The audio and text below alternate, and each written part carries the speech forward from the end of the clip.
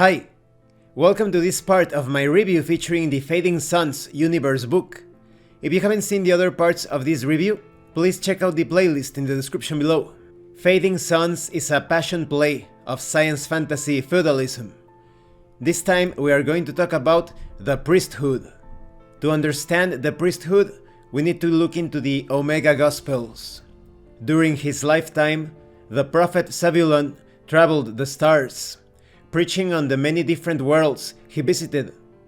Whether by design or happenstance, he himself left behind no writings, but some of his disciples and followers did.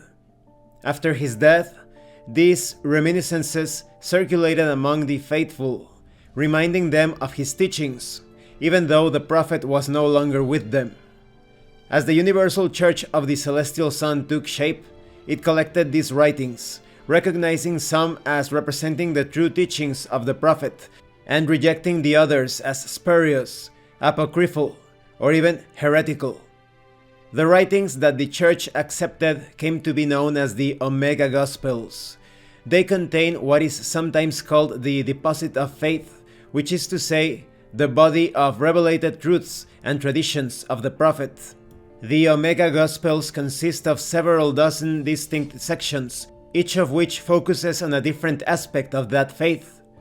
Though the church encourages believers to read and meditate upon the words of the Omega Gospels, it is quick to add that not all of the teachings are straightforward or easily grasped. Nevertheless, divergent interpretations continue to exist, both within the church and without. The Omega Gospels present most of the main doctrines of the prophet, though, as noted, the interpretation of those teachings has been the subject of fierce speculation down through the years. Let's talk about the descent of grace. The Pancreator projects holy light from his dwelling place, the Empyrean, into the universe. If a soul is properly ordered, it is reflective, like a mirror, and casts this light back at its divine source. The Church calls this process the luminous return, which creates a relationship between the soul and the Pancreator. Some within the Church believe that the Pancreator does not shine directly onto every soul. Instead, he enlightens only a few, such as saints, priests, and even nobles. These special few must reflect the Pancreator's light for others who do not receive this grace directly. This interpretation is known as the doctrine of directed grace, and is most popular in the Earth Orthodox sect. Other sects, such as the Eschatonic Order, put forward yet another interpretation. They believe that every soul contains within it a spark of the holy light, and that this spark can be cultivated through faith and right practice to grow and meet the Pancreator's own light. This is known as the doctrine of the inerrant flame. It is controversial in some parts of the church, though it has never been explicitly condemned. Let's talk about the truth. Within the church, there is debate as to whether the prophet's teachings represent the full and final disclosure of truth for all time. The Orthodoxy and Temple Avesti sects believe this to be the case. It is the church's mission to spread that truth to all souls throughout the universe, initiating the final radiance, when the Pancreator's light will suffuse everything. Let's talk about death and the eschaton. The fates of the soul after death and of creation itself at the end of time are also matters of spirited debate within the church. Following the words of the prophet, the church teaches that, after death, a soul sheds its lantern, that is, becomes pure light. If a soul was properly ordered in life, it is reflective or projective according to those who adhere to the doctrine of the inerrant flame, ultimately joining the luminous return to the Empyrean.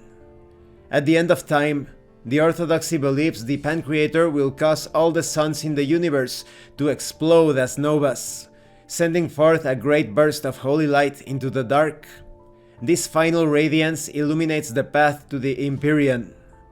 Let's talk about the jump web. The church teaches that the prophet's soul was a perfect mirror. Therefore, his death during a jump sanctified the jump routes, cleansing them of darkness. His death paved the way for star travel that was free from spiritual danger. Consequently, the Church considers jump routes discovered after the Prophet's death dark, unless they were traversed by a saint such as Paulus, whose journeys across the stars form the basis for an entire book of the Omega Gospels. Let's talk about church law. In addition to the teachings of the Omega Gospels, the Universal Church of the Celestial Son is governed by a rigidly structured system of laws known as the Nomocanon. The Nomocanon provides rules on nearly every detail of church life, including everything from the proper wearing of liturgical vestments to the listing of sins and holidays. Just as importantly, the Nomocanon outlines proper ecclesiastical governance. Let's talk about sin.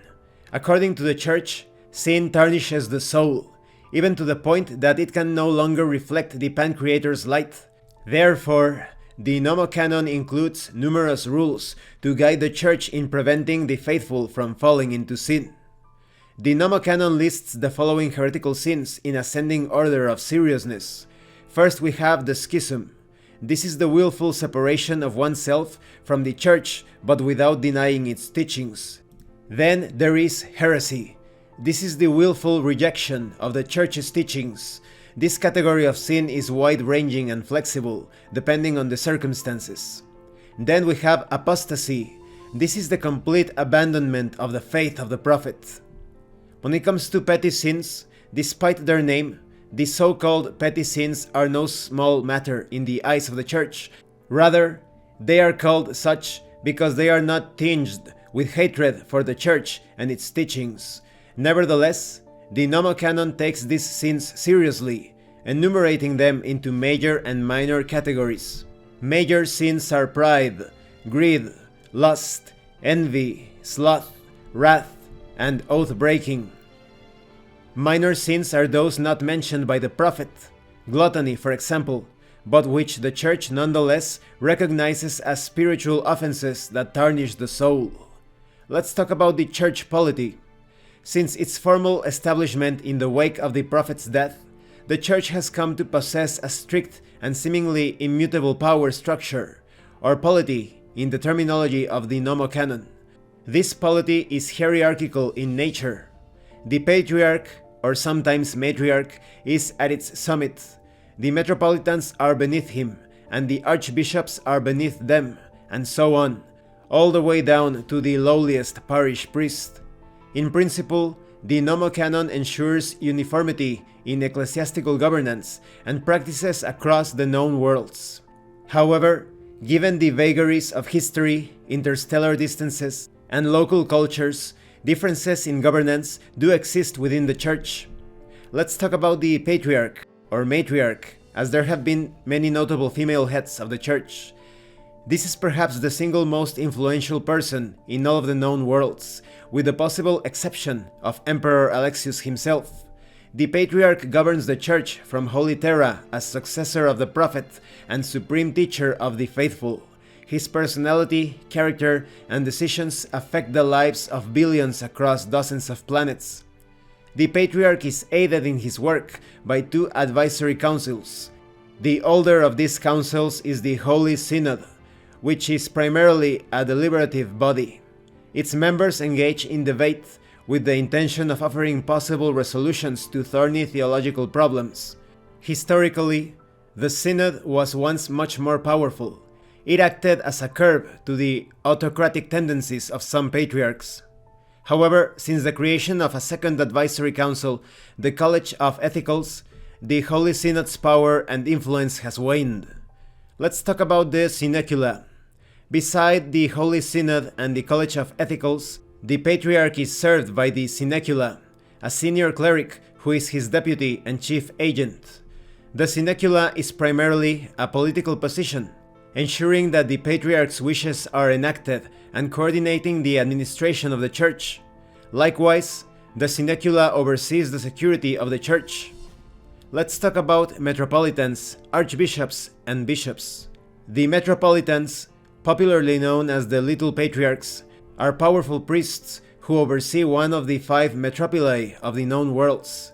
The metropoli are multi-world groupings, roughly encompassing the territories of the 5 royal houses. When it comes to priests, they follow one of 2 disciplinary paths, the red or the white, so named for the color of their vestments. Red priests are ascetics who take vows of celibacy and chastity, while white priests have more social freedom, including the freedom to marry. Because of their greater discipline, red priests tend to be promoted more frequently and attain higher positions within the hierarchy than white priests. When it comes to the synaculum, it is the security apparatus of the patriarch's deputy, reporting directly to the synecula or one of his own subordinates. This agency exists to defend the temporal rights and privileges of the church. Then we have the Inquisition. This is perhaps the most feared organization in the known worlds, and with good reason. The Inquisition is responsible for seeking out and punishing heretics, users of proscribed technologies, demon worshippers, psychics, pagans, non-church aliens, political dissidents, and any others deemed to be malcontents. A very large group indeed. Despite the fear it engenders, the Inquisition is not as widespread as peasants and heretics would suggest. Only its governing body, the Inquisitorial Synod, can award an inquisitorial seal to a priest or group of priests, and each such seal has a specific mission attached to it, after which it is no longer valid. Then we have the Calinthi. From the beginning of his ministry, the prophet warned believers against the demons who lurked in the dark between the stars, threatening to consume the souls of the unwary. In the centuries since, the existence of these demons has only become more apparent. To combat them, the church established a secretive group known as the Calinthi. Composed of scholars of the occult and powerful theurgists, the Calinthi are tasked with investigating accounts of demonic possession, antinomist cults, rogue psychics, and ruins, as well as any other supernatural threat that arises. And this concludes this part of the review. In the next part, we are going to talk about the major sects and orders of the church. As you can see, the known worlds are held under the tight grip of the church. This gives excuse for many adventures and campaigns. Maybe the church is an antagonist. Maybe it's an ally. Maybe it's somewhere in between. And I think it's very easy to compose or design an entire campaign around any of these ecclesiastic matters. For example, maybe you want to run a campaign featuring the Calinthi, as you are investigating the different known worlds, looking for clues or signs that there is some sort of conspiracy or cult going on against the known worlds themselves. Thank you for watching this part of the review. If you have any comments or questions, please let me know. And thank you so much to those of you that have been supporting the channel by sending drive-thru RPG gift certificates. If anyone else wants to further support the channel, the information on how to do that will be in the description below. Once again, thank you and see you later.